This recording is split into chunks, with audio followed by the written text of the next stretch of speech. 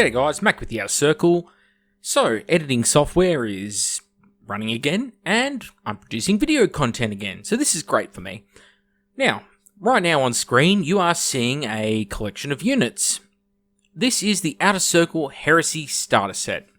This is my projected ideal starter set, what I think people should be given for the Horus Heresy. Now, obviously, I think that a Mechanicum one would work really, really well alongside it, because I think things like the Thalax should be in plastic. They're not currently. There's a long story behind that. But in any case, this came about because obviously the Heresy rumours are flying thick and fast, and I did the episode with the Eye of Horus, where we spoke about this, Tim Lead and myself. This is what I think the ideal Heresy starter set should contain. Now, the list is pretty simple. Contempt of Dreadnought, you should always have one. And the one I picked for this box is the Ultramarines Legion Contempt of Dreadnought. Now, it doesn't have to be the Ultramarine one. It would just be any multi-pose Contempt of Dreadnought. Just not the one that Games Workshop currently makes, because it's terrible and it doesn't work with any of Forge World's upgrade weapons. So it's just crap. The Terminators. I picked Tartarus because I think they have more utility more of the time. They're more friendly to players because they don't have all the weird rules that Cataphracti do.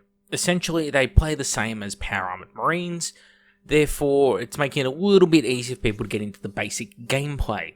Streamlines are just a smidge. You don't have to remember that they can't run, they can't overwatch, things like that. Essentially, you're giving them power armor, but better save. Cool. For the power armor, I've picked Mark IV here, but Mark III would work just as well. I just like the Maximus pattern more. Mark II, in a perfect world, yeah, go crazy with it. But 3 tactical squads is the nuts and bolts here. Could be Mark II, Mark VI, Mark IV, Mark V, Mark III, doesn't really matter. 3 tactical squads, I picked the one that I like, and I'm keeping everything Ultramarine here. Now, the character. As you can see, I've picked the Mark VII character from 40k. Now, obviously, I do not want a Mark VII character. What I do want, however, is something like this character, a multi-build, multi-pose model. I picked this one in particular because I think it's one of the best HQs they ever did. I hate the every character is a mono-build thing that 40k does currently, and I get why they do it in 40k. Because that's the way that the game has gone. Pre-built characters that you pick and you don't change their war gear that comes straight out of the codex. I get it. I don't want that. That's not for me. Heresy is not for that. Heresy is about building and customizing your characters with a range of war gear options. You should not be forced into getting a monopose, mono-build character for Heresy. It's completely against what the game stands for. And in this instance, I think that a character that you can equip with a host of different weapons, combi weapons, different pistols, different armors, different close combat weapons, all of that sort of thing, and a jump pack as well, by the way, I think is crucial to getting things right. And, in an absolutely perfect world, it would be a box that also includes a Terminator who has the same sort of weapon options, so you can build a Praetor to suit your Legion, which I think is really important. You shouldn't be having to go to Forge World, buying an expensive character series model, and then pillaging through all these different kits to try and find weapons that you can sync up with it to make a character work. That shit is so basic. Every army in the Space Marines needs to be led by a Praetor or a Centurion Consul. That means every single army, you're going to be converting your characters. That sucks. That sucks because you've got to go out of your way to do it. It is taking some of the fun away from the hobby when you have to go out and spend a shitload of money for, a power sword. Or go on eBay and go for bit sellers because the model that you've bought to use as a base, like Alexis Pollux, is an Imperial Fist. And he has a Storm Shield with Imperial Fist logo on it and a big Power Fist with a combi melter underneath it. No, you don't want that. What you want is the ability to customize it. Straight out of the box. That's what I think they need to offer. On top of that, a miniature rulebook included in the base game. People don't want a Betrayal at Kelth or a Burning of Prospero. I'm sorry, you can offer those products, sure, but most of the people, myself included, who bought those products did not buy them to play those games. We bought them to get the infantry to build our legions with. I know, I got at least 3 of the boxes, and most people I know actually got 3 or 4 of the boxes. Nobody's buying it for the card game, so remove all the card crap out of it. Remove the cards, remove all the cardboard tokens and templates, and no, this is what you need. And I mean, you could even go a step further and include a little 2 meter long retractable tape measure, some dice and some basic templates like Flamer, Small Blast and Large Blast. Ta-da! Because these are all things you need to play the game, but Games Workshop doesn't offer for sale at the moment. And yet these are basic core things that the gameplay uses. Blast and template weapons. Core concept in the Heresy. Because unlike 40k, the Heresy tries to discourage static gun lines. That's a not so subtle dig. But it's one of the reasons I love Heresy, is that because of the threat of template weapons, you can't bunch up your infantry. It's dangerous to do so. Where do you buy them currently? Not through Games Workshop. The Age of Darkness rulebook. Rules should be included with a game system. You shouldn't be having to go out and spend $70 to $100 on the rules on top of the game system.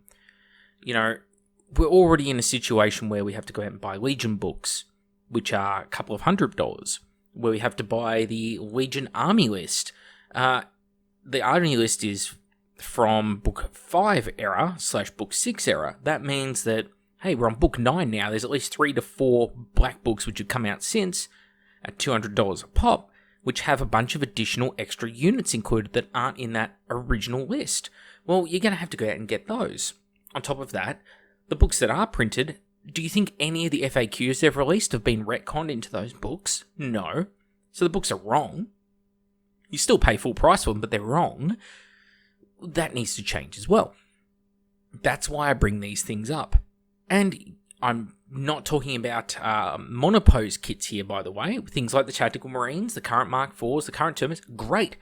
Because you can change out the weapons. You can turn them into heavy weapon squad, special weapon squad, that kind of thing, and that's the way it should be.